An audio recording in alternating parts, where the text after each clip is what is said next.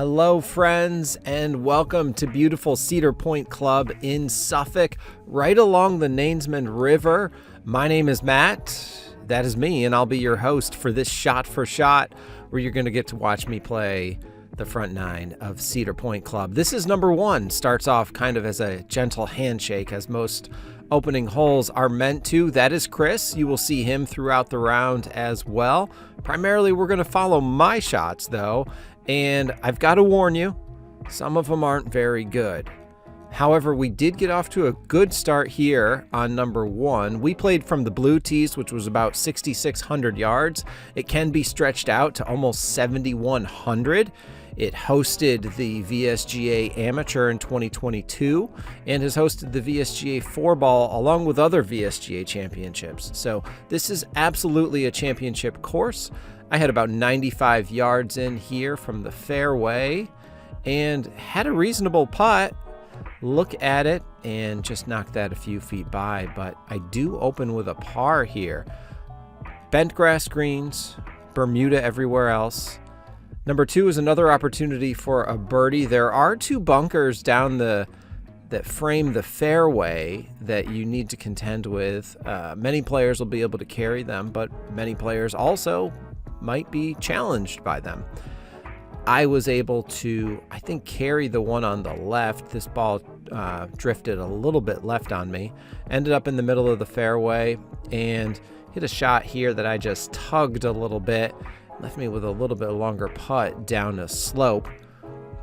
But for my second hole of the day, I was able to hit a good putt and cozy it down there and get out of number two with another par. Those are both mid 300 holes. Number three is our first par five, and this has got a hefty dogleg to the right. My shot went left. I had plenty of room. I certainly wasn't going to be able to get home from where I was. This, again, is a big dogleg, and almost you really need to poke it out there to have a clean look at it. Those trees on the right, they're going to come into play here, at least for me. I hope they don't for you. You can see I even needed Chris to come help look at for this. And that tree on the right there that's kind of short of the bunker, that's about where my ball is going to end up. But otherwise, a very receptive green.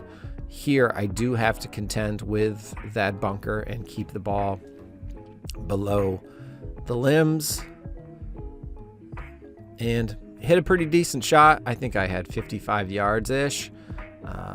Past the flag stick, and this is our first real look. Oh, that was a good stroke, though. Cozied it down there and get out of number three with par. So three opening pars. Number four here, it got a little tougher for me. It might not for you, but it did for me. Drove this ball right into the trees. We'll get a look at what number four is like here. When they renovated the club in 2004, Tom Clark took out some 600-ish trees. So there really is a lot of room when you do get over there. You can chip out, you can make plays towards the green that you might not have been able to. You should absolutely check out Cedar Point if you have the chance. It's a great, great spot. Where my ball is here, though, not a great spot. I'm really just trying to chip this out. I want to be clear. This was an 8-iron that I tried to chip out. Got a little high, hit something. I thought it went left. It ended up going right. Here, I'm just playing a wedge to kind of carry the tree and hopefully get it up towards the green. Came up short. Chipped, got to go up a slope here. Did get it up onto the flat part. 8 to 10 feet right here. That just catches the left edge, and we make a double there on number four. Number five is our first par three. This is another neat look at it. That bunker is not exactly where you want to be. There is a slope in the middle of the green, but a lot of times you're going to be able to get it up and down from that bunker. No aces here from the group. We both ended up in the bunker. I caught a little bit more ball on mine than I wanted to. I really just wanted to chunk that out and let it trickle down the hill.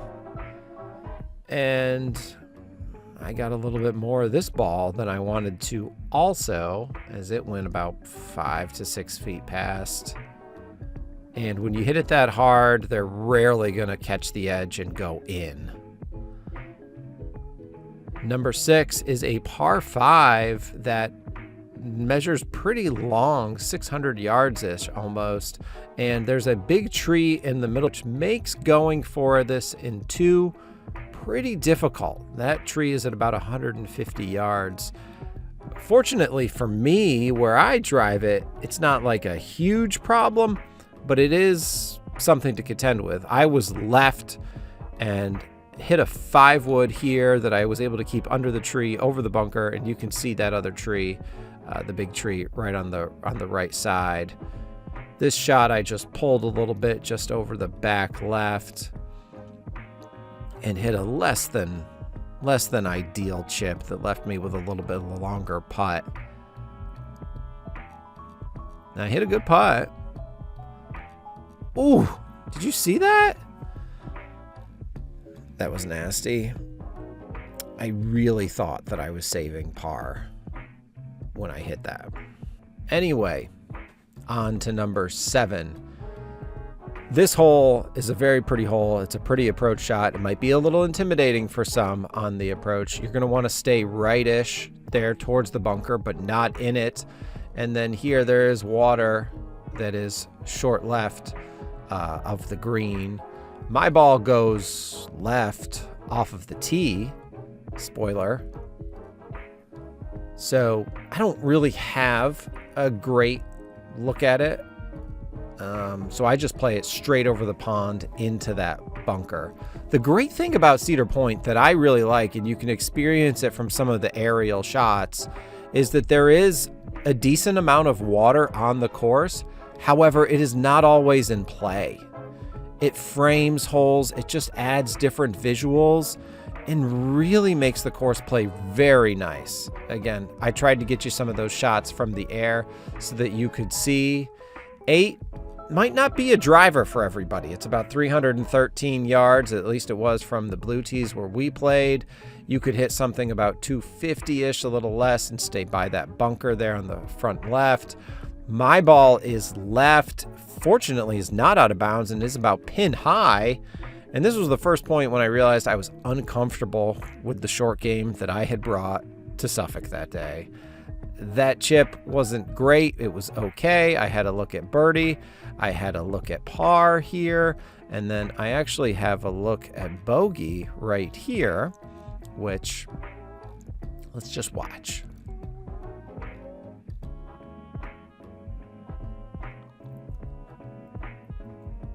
Yep. Double. Drove it pin high, walk away with double. And that's when I knew the short game that I have with me at this moment is not ideal. Things are not ideal. Par 3, 9th. This is what you see as you drive in. This is a beautiful hole. It can stretch to almost 230, as they certainly did for the VSGA Amateur in 2022. Over this marsh area, we played it at about 150 to 160. It was just an 8-iron here for us. I recovered here with a pretty decent swing. It's no ace, but it's just past pin high on the kind of back left part of the green. Knock it down there. It looks closer than it is from here, but it's actually about 6 feet short. Felt like it was a pretty good putt. And able to pour it in and walk away with par here on the 9th at Cedar Point. Get out to Cedar Point if you have the chance. You will not be sorry.